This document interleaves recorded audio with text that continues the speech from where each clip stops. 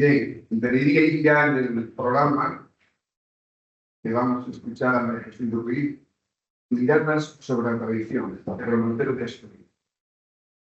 María Jesús Ruiz es profesora de la Universidad de Cádiz, dentro del área de literatura española. Y una profesora muy creativa y una escritora brillante y con futuro, creo, con mucho futuro, y es colaboradora de la mucha revista Culturas, que hay en números pasados. Y concretamente en este volumen Cabernet, el que tenéis los congresistas en la bolsa que se nos dio, hay un artículo precioso de él, un artículo guapísimo. Igual que hay otro que no me acordé de inventar ayer, de la profesora mexicana Marta Medina. Sí, pero ahí está la danza. Sí. La lectura de los artículos de libros de María Jesús descubrióme a mí una nueva forma de ver, como os dije ya, la tradición oral, mucho más expresa que los puntos de vista que suelen escucharse y leerse. María Jesús tiene también hecho trabajos interesantes al rollo de Alejandro Casón. Otra mente de parte de ese grupo de investigadores notables que siguen la sienda, la huelga de José Manuel Fraile, gran especialista de romance. Escuchamos de María Jesús. Muchas gracias. ¿Le tengo que dar algo? Buenas tardes a todos. Muchísimas gracias a todos por acogerme en esta tierra en la que me gustaría vivir y en la que me gustaría estar siempre de corazón. En realidad yo lo que hago es méritos para que me hagan una adoptiva del suyo. Y aquí ando haciendo esos méritos. Muchísimas gracias a mi amigo Roberto, a todo el comité organizador de este precioso, de este guapo congreso. A mi queridísimo amigo Luis Rodríguez, sobrino de Casona, que me acogió en Asturias, en el corazón de Casona. Y empecé a sentirme como en casa. Y a mi amigo también, Antonio Fernández Minsuela, ¿no? Que me apoyó también en los congresos de exilio, y cuando empezaba a hablar de Casona. Bueno, Roberto me ha puesto en un compromiso enorme porque quiere, ya sé que ha levantado muchas expectativas, yo sé que he intentado que no lo hiciera, pero bueno. Y entonces me ha puesto en el compromiso de hacer algunas reflexiones sobre la tradición y de hablar del romancero asturiano. Haré lo que pueda. No soy yo la más idónea para hablar del romancero asturiano. El propio Antonio Fernández Minsuela o Jesús Suárez López o Andrés Rufil, que son los que están publicando la Silva Asturiana, también saben mucho de eso. Pero bueno, como yo me atrevo a todo, como soy joven y tengo mucho futuro, como dice Roberto, pues voy a hacer lo que pueda. Lo que voy a hacer es algunas reflexiones sobre la tradición oral, sobre las miradas que la tradición oral ha tenido pues desde el siglo XVI y especialmente desde el siglo XIX hasta ahora. Y al hilo de esas miradas, al hilo de la revisión de esas miradas, vamos a ir viendo qué ocurre con la tradición oral en Asturias en general y con el caso del romance en particular. Y voy a tratar de no leer y tú cuando me falten 10 minutos, tú me... Cuando me falten 5, vale. Aunque aquí tengo un reloj también, no me quiero pasar del tiempo. Bueno, en el primer año de este siglo que avanza tan violento y desbocado, el Centro de Cultura Tradicional de la Diputación de Salamanca editó, bajo la coordinación de Ángel Carril, muy recordado por todos los etnógrafos y folcloristas, bien recordado, un hermoso libro titulado Tradición, 100 respuestas a una pregunta. La pregunta que se le hacía a los 10 participantes del libro era: ¿cuál es la importancia y el interés de la tradición para nuestras sociedades y culturas actuales? Y se abría en ese momento, como digo, a principios de este terrible siglo, este siglo con el que ahora bregamos, y se cerraba otro siglo, el XX, que se había iniciado con los primeros lamentos sobre la extinción de la tradición oral, sobre la desintegración de la tradición, donde se empezaba a hablar los Menéndez Pidal, precisamente desde aquí, desde Asturias, de la agonía del romancero.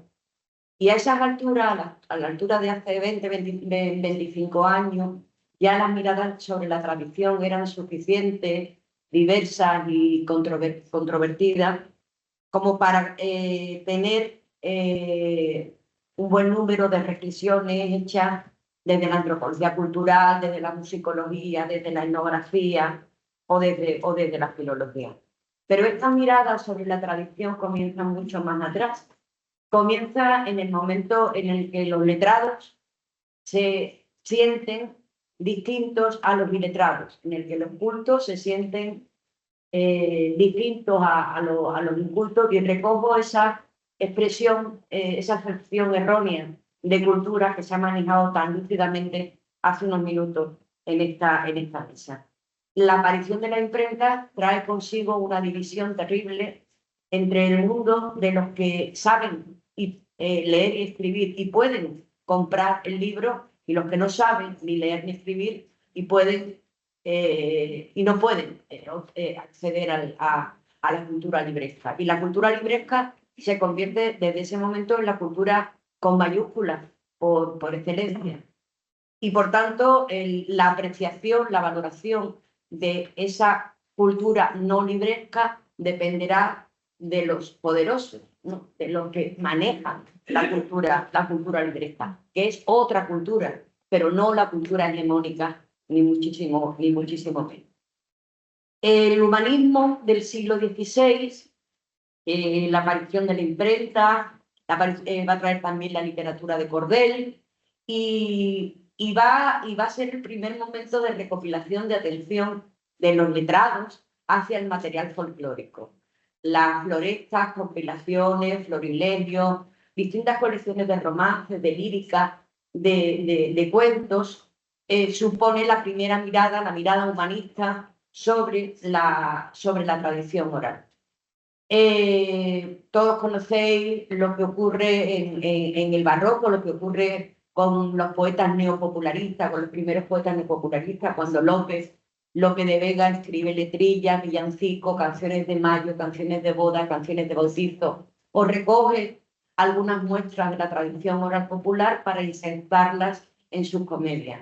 O cuando Góngora escribe cosas tan maravillosas como Hermana Marica, Mañana que fiesta, no iré hasta una amiga, no iré yo a la escuela, haciendo un retrato verdaderamente etnográfico, cuidadoso, esmerado, de todo ese mundo de la cultura popular.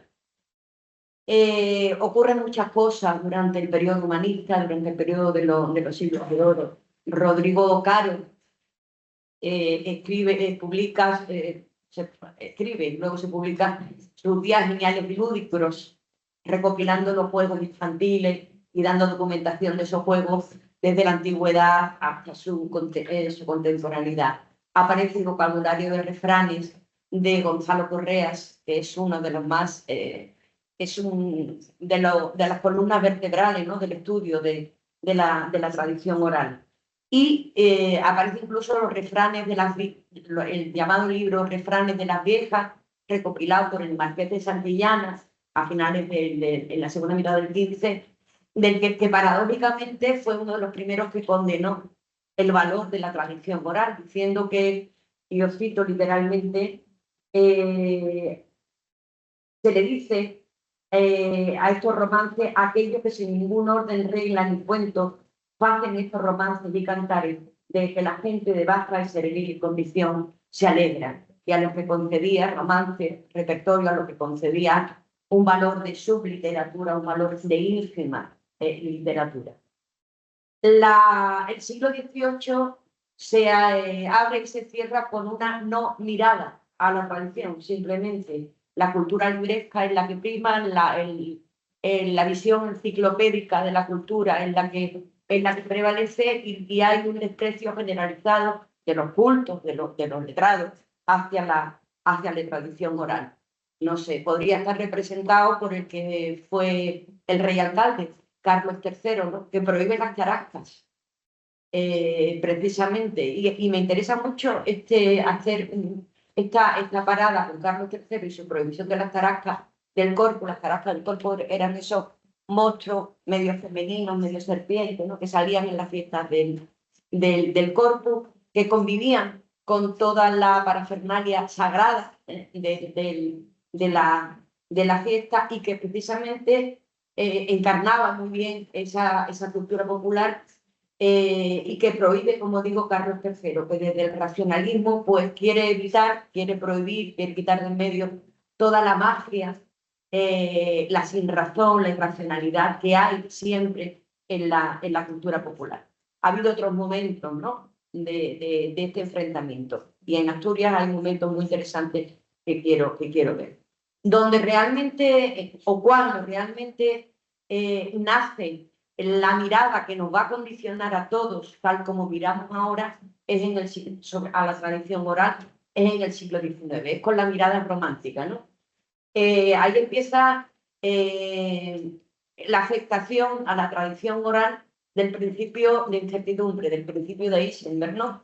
Lo observado modifica, la mirada del observador modifica al observado. Entonces, todos somos herederos de esa mirada romántica que mira por primera vez a los salvajes de la puerta de al lado, que es, al fin y al cabo, lo que hacemos los etnógrafos, folcloristas, o lo que nos dedicamos a esto. De pronto descubrimos en nuestro vecino, a nuestro lado, o incluso en nuestra propia memoria, una cultura que no es la oficial, un repertorio literario que no está en los libros, y nos asombramos y nos extrañamos y nos seduce, ¿no? Y además nos identifica, que quizás el descubrimiento del romanticismo es la importancia de la identidad, ¿no?, para las personas y para los colectivos sociales, o para los colectivos humanos. Ahí nacen los nacionalismos bajo el paraguas romántico del siglo XIX, y nace nuestra ciencia, el folclore, pero también nace el lado oscuro, el otro lado del folclore, que es el folclorismo, ¿no? Luis Díaz Viana, que es un antropólogo al que yo respeto muchísimo, que es muy valiente, muy controvertido, y que pone en tela de juicio pues todo lo que toca, lo cual no está mal en estos tiempos de estandarización y de autoritarismo y de sistemas totalitarios, ¿no? Dice que nace el folclore como ciencia en el siglo XIX, pero también nace el folclorismo, que es no una ciencia, sino una fe, una manera fanática, irracional, falta de criterio de abordar el folclore, ¿no? Y ese folclorismo es el que ha traído lo peor hacia las miradas del folclore que se han ido sucediendo en décadas y en siglos posteriores. Es lo que ha traído, por ejemplo, una manipulación que del folclore se ha hecho intencionadísimamente y de manera espuria, por ejemplo, durante la dictadura franquista, o ha traído también la manipulación, la falsificación, la simplificación, la mentira que sobre el folclore hacen hoy por hoy, y desde que empezó esto que llamamos democracia, pues muchos ayuntamientos, diputaciones, comunidades autónomas, que ven en el folclore, antes que nada, un rédito electoral, un rédito económico, una atracción turística, ante lo cual sacrifican ese folclore, ¿no? Y manipulan con absoluta falta de respeto los usos, costumbres, prácticas y rituales de una sociedad manipulada, ¿no?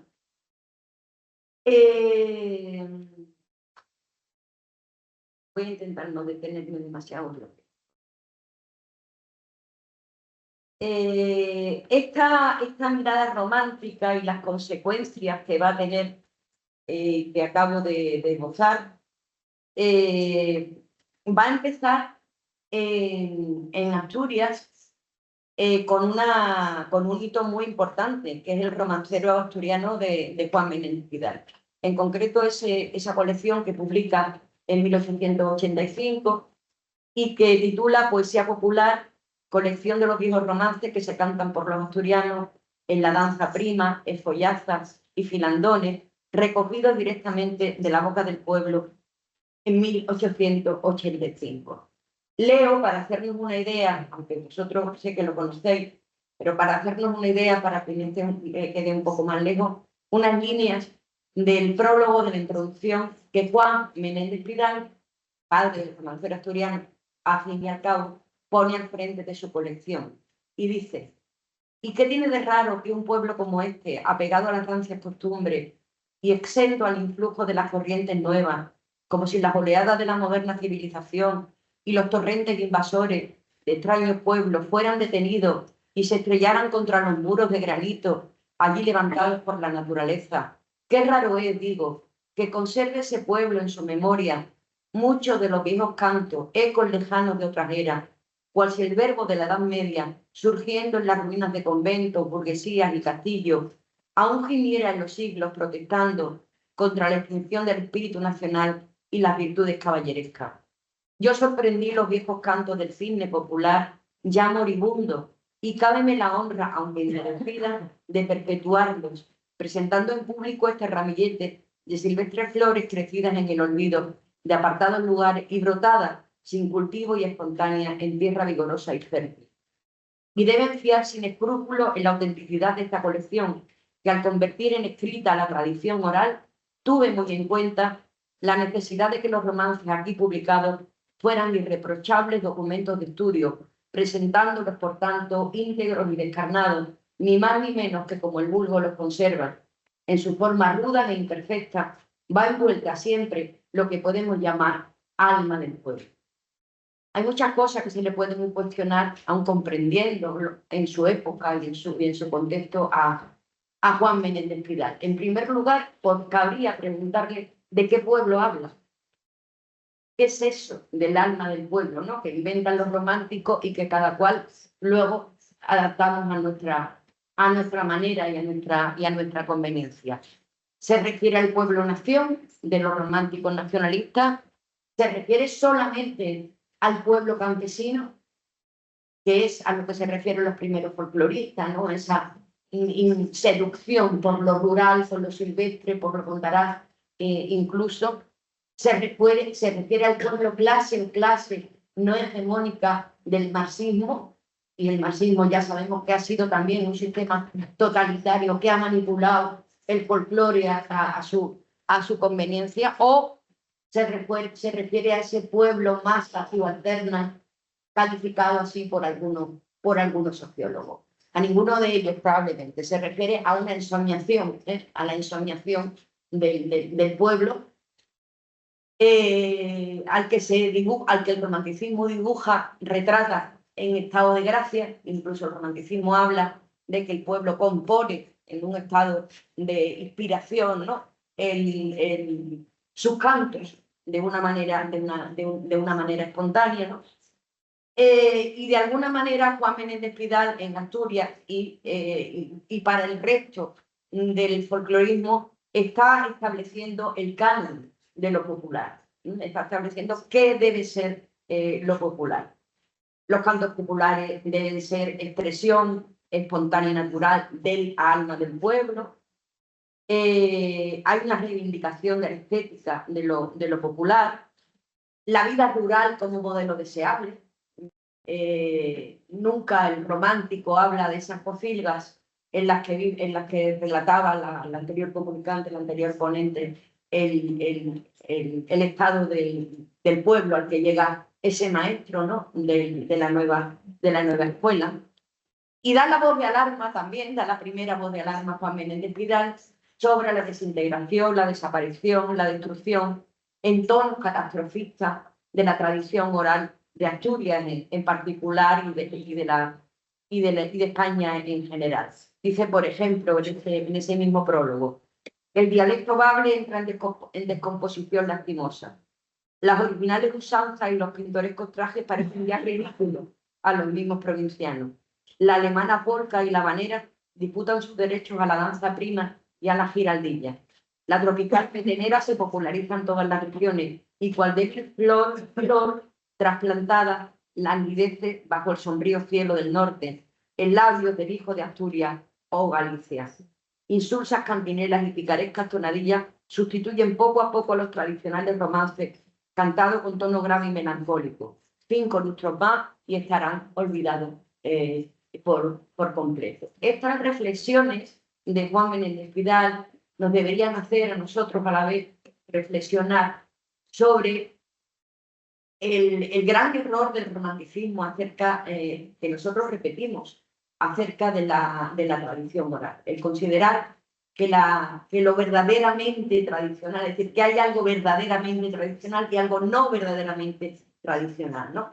Y considerar que lo tradicional es lo antiguo, lo auténtico, lo que no se debe perder, lo que no cambia. Olvidando que la tradición es un proceso y que los seres humanos estamos en continuos procesos culturales y que el objeto tradicional con valor etnográfico, con valor patrimonial, vive en una continua variabilidad. El romance, por poner un ejemplo, es un sistema literario que vive en continua imperfección y en una continua búsqueda de su perfección. Por eso varía, en una perfección que nunca alcanzará. Por eso varía, por eso se adapta, por eso se esfuerza a adaptarse, a variar y adaptarse a distintos contextos recreadores. A mí me ha gustado mucho, me ha interesado mucho la controversia, estudiar y leer la controversia que en ese momento, en el momento de la publicación de la colección de romances de Juan Menéndez Pidal, la controversia que mantiene con Clarín, con Leopoldo Alas Clarín, ¿no? Si nos preguntaran, seguramente si nos preguntaran, ¿y qué pensaba Clarín de todo esto, ¿no? El autor de La Regenta, el profesor de esta universidad, ese hombre tan sabio, tan lúcido, ¿no? Tan inteligente y a lo mejor a que no, si no nos paramos a ver lo que realmente ocurrió, podemos pensar, pues Clarín tuvo que participar de alguna manera, ¿no?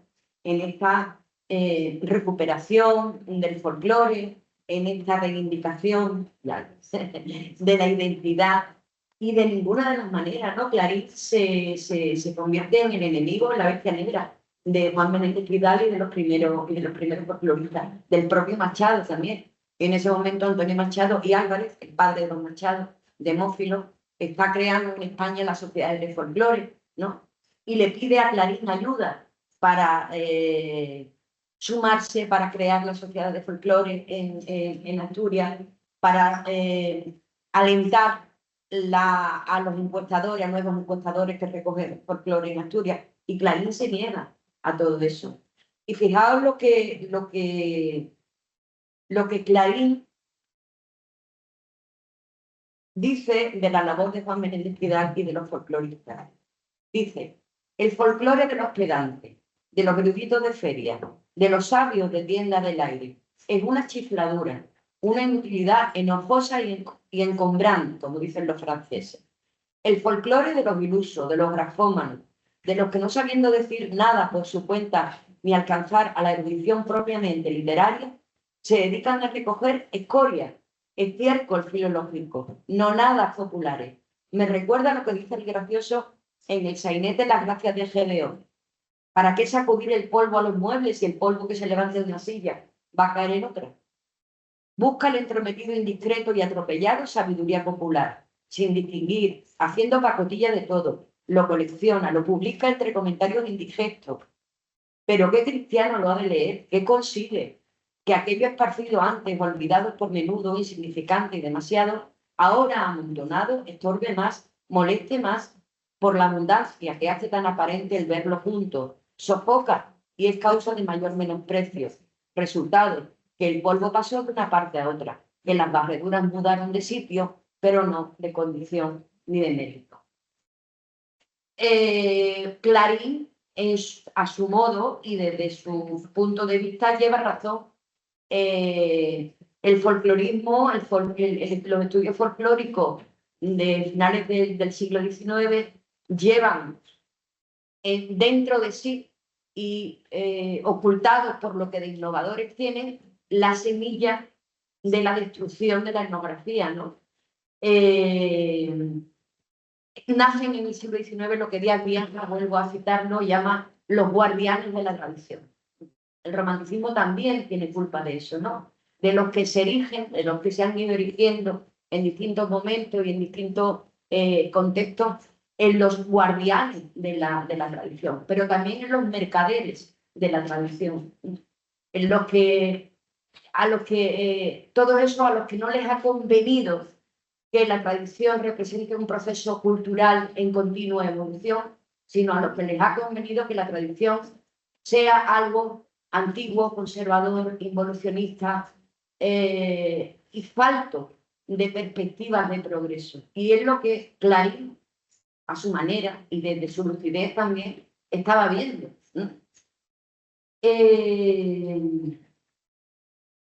Si queréis hablar de Clarín luego, será gracias de Clarín y de esta controversia que a mí me parece tan interesante. Ha habido otros momentos, ¿no? de ataques similares, por ejemplo, las vanguardias de los años 40, las vanguardias poéticas de los años 40, reprochan, Eduardo Chicharro, Carlos Mundo de Oro y los poetas modernos de los años 40, reprochan a la generación del 27 lo mismo, a Lorca, Alberti y al propio Casona, evidentemente a los que practican el neopopularismo, a los que se inspiran en la cultura popular y se nutren de ella para su obra, les reprochan lo mismo, ¿no? Hacer una defensa de una literatura, de una tradición que es infraliteratura, que es infracultura y que no contribuye al progreso de los pueblos, sino a todo lo contrario, ¿no?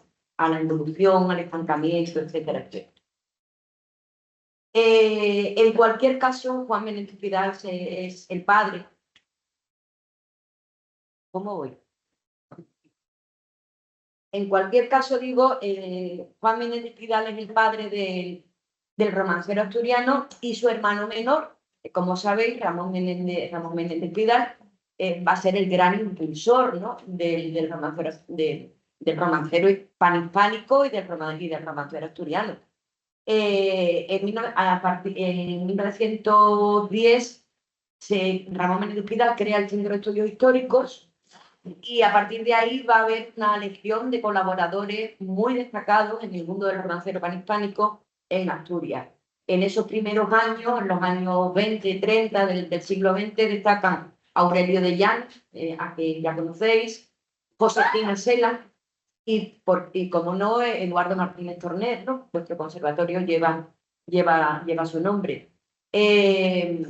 Ramón Menéndez Pidal le va a dar una visión diferente, renovadora a esa labor de recopilación de su hermano mayor. Menéndez Pidal no es ultramontano y católico como su hermano. Cuando digo ultramontano y ultracatólico, no utilizo mis palabras, sino la que utilizaba Clarín, ¿no?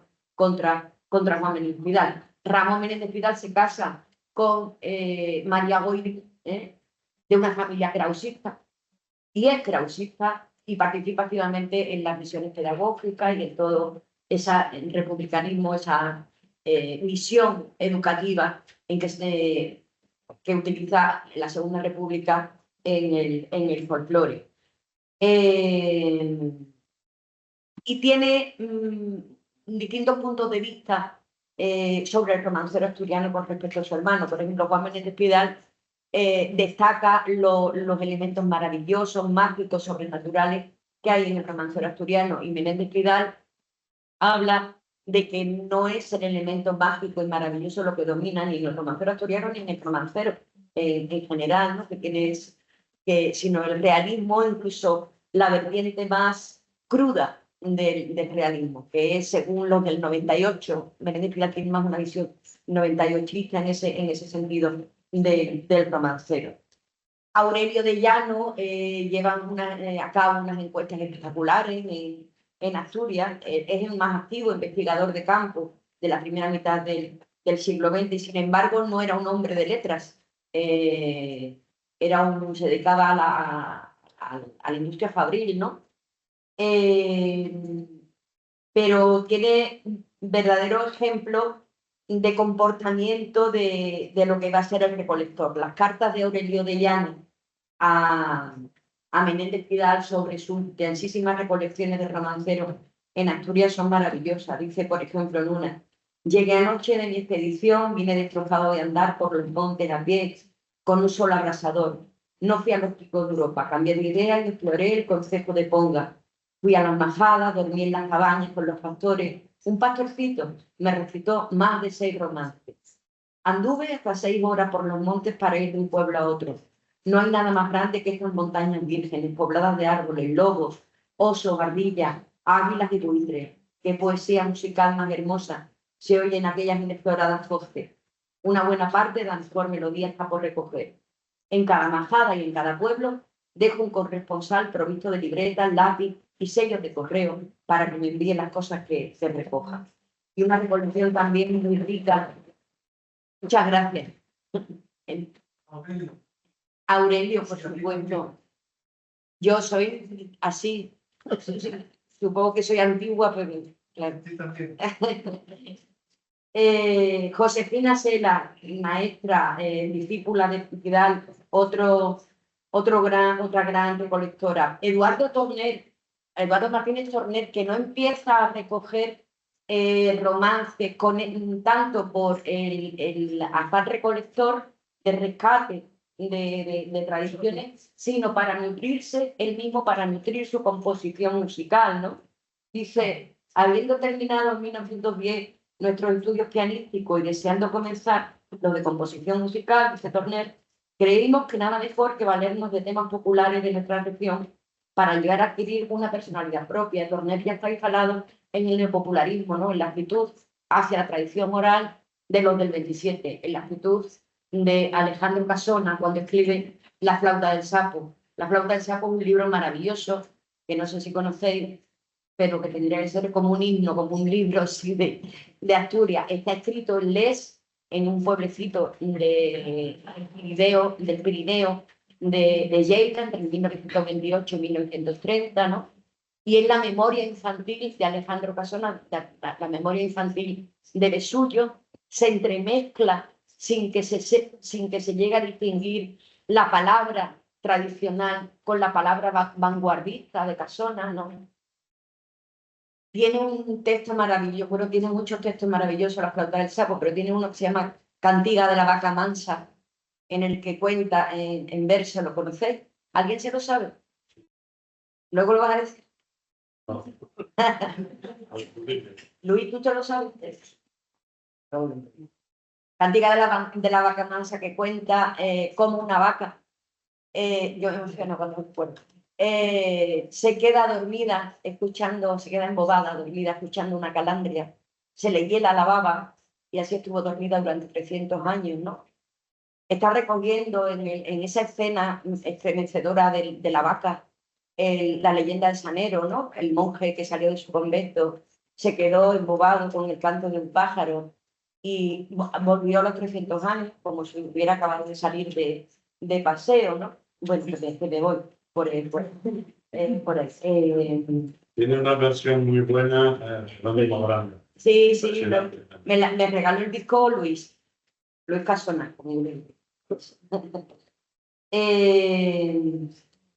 A estas alturas, el romancero de Asturias es el más investigado, el más estudiado, solo tiene parangón con el romancero sefardí, con ese repertorio riquísimo, ¿no?, que conservan los judíos expulsados, los descendientes de los judíos expulsados de España a partir del siglo XVI. Y es la única comarca o la única región, la única zona panhispánica, Asturias, que tiene todos sus romanceros publicados, casi publicados, ¿no?, en la Silva Asturiana, que creo que lleva 4 o 5 tomos, ¿no?, a cargo del Seminario Menéndez Pidal y de Jesús Suárez, y que está recogiendo todos y cada uno de los textos que desde finales del siglo XIX se han recogido en Asturias. ¿Cómo es el romancero asturiano? Pues no nos da tiempo a entrar en demasiadas descripciones filológicas, ¿no? Pero sí que es peculiar, aparte de los rasgos léxicos y de todo lo que informa sobre el Astur, sobre el Bablé, o el Bablé, ¿cómo se dice? Asturiano, vale. Aparte de todo lo que informa, ese romancero Ese romancero está en español, porque es en español el punto de partida del romancero, pero después, evidentemente, el romancero en Asturias ha sido un proceso también, ¿no? Es un romancero muy interesante por sus estribillos, por la conservación de sus estribillos, y es un romancero interesantísimo por la conservación en la danza, ¿no? Hay muy pocas danzas en el mundo hispánico que tengan, existen ya muy pocas danzas que tengan como soporte un texto romancístico. En Asturias existen 3, nada más y nada menos. La danza prima, el pericote y el corri-corri. Y si queréis más que yo diga más cosas, las escuchamos, ¿no? O ponemos la danza prima y nos emocionamos todos. Bueno.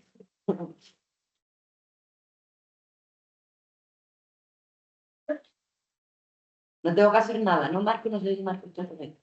Dale al play, ¿no?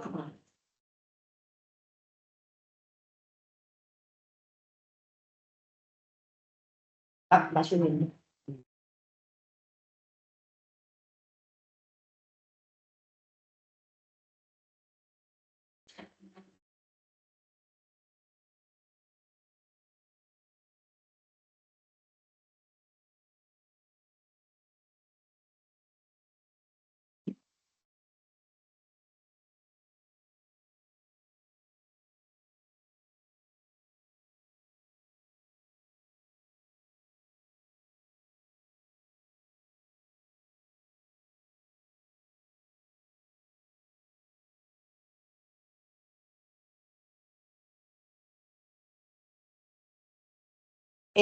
La danza prima y eso que canta, la danza prima y eso que están cantando ahí, se canta con varios romances, sobre todo con este, que se conoce como Hay un galán de esta villa, ¿no? Incluso tengo entendido, informantes de Asturias me han dicho que bailar la danza prima se llama también estabillar, es verdad, ¿no? Un romance muy misterioso, ¿no? Porque es como un conglomerado de pareados romancísticos provenientes de otro relato, ¿no? No está muy claro lo que es ese romance. Menéndez Pidal documenta por primera vez la danza prima en 1930.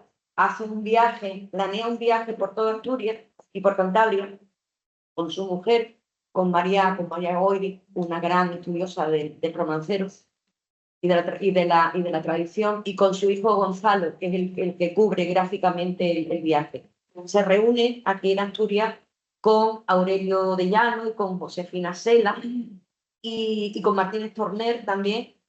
Y en Oviedo, sí, le bailan la danza prima a Menéndez Pidal y a sus acompañantes en el patio del grupo escolar Aniceto Sela, donde danzan 45 parejas. Y Pidal describe la danza prima de aquel verano del 3 de agosto de 1930 de esta manera. Dice, ya no danzan los hombres de Mieres como hace años, llevando terciados al brazo aquellos nudosos garrotes que entusiasmaban a Caunedo, el autor del álbum asturiano, creyéndolo reminiscencias de la lanza.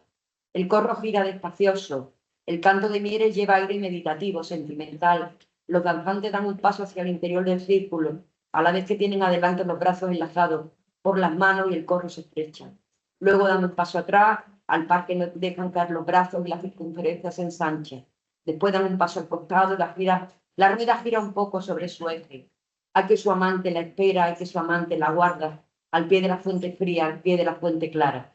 Y al ritmo lento el círculo de 200 cantores se dilata y se contrae. Y también asiste Menéndez Pidal a la interpretación del pericote y de la danza prima. El pericote es un baile, es una danza excepcional porque es una danza de zángano. Hay muy pocas ya que persisten. Una danza en la que bailan un hombre y 2 mujeres. Hay algunas en Andalucía, pero no al son de romance, sino al son de canción lírica. La canción lírica destierra, empieza a desterrar y culmina desterrando al romance de la danza ya desde el siglo XVII. Quevedo, Francisco de Quevedo, ya se queja de que no se cantan cuando se baila romances, sino que se cantan coplillas, canciones líricas, ¿no? Que tienen con menor valor tradicional, literario, etcétera, etcétera. El pericote y el corri-corri. Vamos a escuchar un poquitito del pericote. Lo conocéis, ¿verdad? El pericote. Esto que vais a escuchar está recogido en Llanes, y lo que cantan es, el romance que canta es La Esquinela, La Valiente Esquinela, que es un romance de pliego sobre una mujer matadora. Hay muchos pliegos sobre mujeres matadoras, que se tuvo que incorporar a la danza del pericote pues, en el siglo XIX. Eso quiere decir que el pericote, cantado desde mucho antes, se tuvo que cantar, danzar, bailar con otro romance.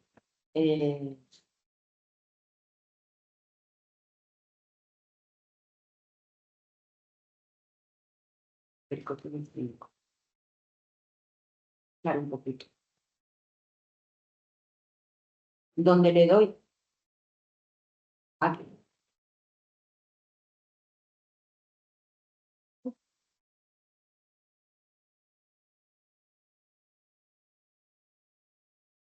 Sí.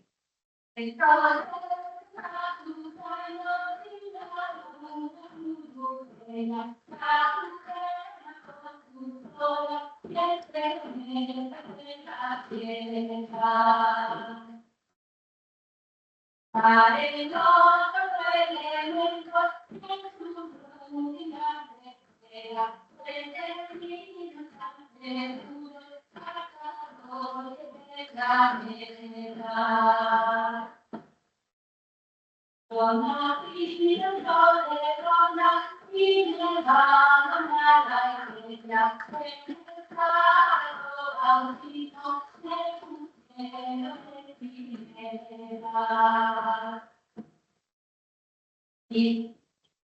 quiero terminar con una reflexión de un asturiano, Antonio Cea, catedrático del Consejo Superior de Investigaciones Científicas, de Llanes.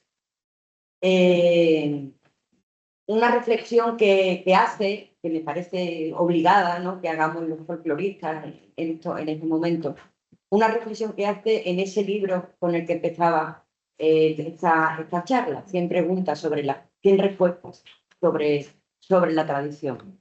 Y Antonio Cea, en su intervención, en su participación en ese libro, que él titula Los mercaderes del templo, dice lo siguiente: la realidad del mundo como aldea global hace inservible hoy la clásica división entre tradición rural y tradición urbana. Con el trasiego de los de la ciudad al campo y de los del campo a la ciudad, las tradiciones quedaron arrinconadas. En este siglo, los 3 años que duró la Guerra Civil Española dieron el primer guadañazo a las tradiciones, pero fue más desastroso el ocasionado por las grandes migraciones de los años 50 a los 70, periodo más que suficiente para cegar la tradición, o lo que es peor, para su adulteración y reinvención. Etapa que vino a coincidir con el boom turístico, y el eslogan de España es diferente. Aparte del sol, el producto más codiciado, la tradición, se envasó como folclore, y el españolito de a pie aprendió a utilizar el término típico para señalar al turista los grados de virginidad del aceite de la fiesta. Para entonces, la verdad de la tradición estaba casi desangrada. Quiero terminar con estas palabras. Antonio Cea es asturiano, es un folclorista, un antropólogo al que yo admiro mucho, y creo que las personas que nos interesamos o nos apasionamos o estamos implicados y tenemos un compromiso político, porque mi compromiso es político, es social, con el folclore, con la tradición, tenemos que estar muy en guardia y muy atentas a las manipulaciones que desde las instituciones públicas se hacen del folclore y de la cultura tradicional. Y eso es lo que quería, Roberto, que yo dije.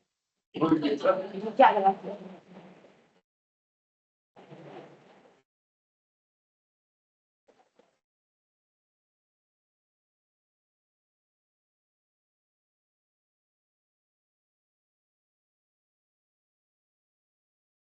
Gracias. Bueno, antes de eso, quiero decir que muchas gracias, Pedro Jesús, con por el mes espectacular. Y muy bien, y bueno, ilustraste muchas cosas y plantaste cosas muy fondos, ¿no? Y la verdad es que este congreso está tratando permanentemente sobre esa cuestión, ese tránsito de lo que se llama ordenamiento tradicional, lo nuevo, y hay mucho que matizar. porque efectivamente Es muy complejo. y muy complejo y a veces tiene esa afirmación de actitudes, pues hay que imaginar. Pero en eso estamos y bueno, pues, todos llevamos ya unas cuantas sesiones e impresiones en el fondo aparece esa cuestión. Y a veces acercamos, tomamos un paso adelante y podemos escoger el camino mejor para Asturias y para la creación de la cultura asturiana. Y ahora, como dice ella, que lo diga ella, si alguien quiere alguna ayuda. Alguien que la intentúa, que sea guapa. A mí me gusta, a mí me prestan las cinturas guapas. Eso, muy bien. Por ejemplo, yo creo que en el caso no tenemos tiempo para entrar en la cuestión de clave. Pero hay otros muy guapos que poder. O si alguien quiere cantar algo.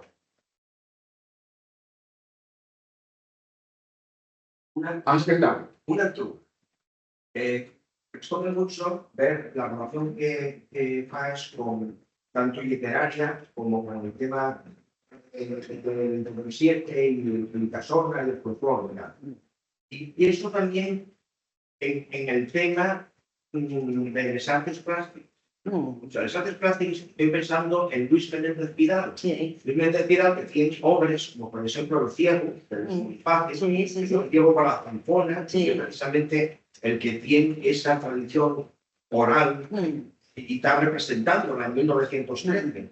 O en las obras del mismo Luis Menéndez Pidal con las cuestiones de Lazarillo. Tiene esos elementos En el museo de arte de Oviedo, yo lo vi hace unos años, Sí. tiene una gran colección de pintura costumbrista donde aparecen filandones, collazos, todo eso. Sí, entonces, bueno, pensaba en esa En las artes plásticas ocurre igual. y que de alguna manera conecta también con lo que es la tradición que pueda tener Evaristo Valle de otros, recogiendo también les mascaráis, o sea que hay Claro. ese hilo conductor. Claro que sí. Cuando Casona, Alejandro Casona, como era asturiano, pero utilizamos su ejemplo, se tiene que ir al exilio, se ubica se instala en Buenos Aires. En 1947 estrena La Molinera de Arcos, que es él lo llama, ¿cómo lo llama Luis? Sí, pero dice una comedia, no, una sinfonía. Bueno, es un texto entre la música y la literatura, entre la tradición y la vanguardia. El punto de partida es un romance, el romance del corregidor y la molinera, que anda en pliegos desde el siglo XVII o XVIII. Y lo estrena, y que antes de Casona lo había estrenado como ballet en Londres Manuel de Falla, y en ese ballet de Londres confluye la tradición del romance, la música andaluza tradicional y la vanguardia de las artes plásticas de Picasso y Dalí, que son los que le hacen los decorados, la escenografía y los figurines. Y luego Casona estrena en Buenos Aires la Molinera de Arco con escenografía y figurines de Boris Muñoz, que es el marido a la sazón de Carmen García Antón, la que fue la primera actriz de La Barraca de Lorca. Y entonces todo eso es muestra de lo que ellos llamaron, de lo que se puede llamar una reteatralización, un encuentro entre vanguardia y primitivismo, entre tradición y renovación, que nunca más se ha vuelto a dar con esa riqueza, ¿no? Con esa fuerza, con esa potencia en el arte español o en la literatura, ¿no? Y que encarnan los hombres del 27 y sobre todo los exiliados, evidentemente, que cuando se alejan, los árboles no dejan ver el bosque, ¿no? Entonces los exiliados cuando se alejan hacen una labor sobre el folclore verdaderamente lúcida, ¿no? Mucho más lúcidas que los que quedaron aquí. Además, los que quedaron aquí estaban al servicio de una sola idea, de folclore, que era la de la falange y de la que se encarga la sección femenina, ¿no? Mientras que los que estaban allí habían conocido la diversidad de las tradiciones de la península en España. Entonces, en Argentina, Casona, en México, Moreno Villa, por ejemplo, ¿no? Que escribe sus mejores obras sobre folclore, sobre tradición en México y nunca volvió a España, ¿no? Concha Méndez, de Alto Laguirre, ¿no? Los mejores folcloristas se quedan en México, como bien sabe nuestra amiga Aida, ¿no? Yo he tenido que ir luego a buscarlos a los hijos y nietos de esos folcloristas que son mexicanos ya. Sí. Estudiar ese momento en torno a la tradición es muy emocionante y muy doloroso. Para mí siempre ha sido muy doloroso, pero te interesa mucho porque te das cuenta de lo que pudo ser y no fue. Y cuando hemos vuelto a tener oportunidad de hacer eso, ya se había destruido mucha memoria, porque el memoricidio de la dictadura es muy importante. Estaríamos aquí mucho tiempo escuchándote. Muchas gracias. Vemos otra vez a las 4. Muchas gracias. Muchas gracias.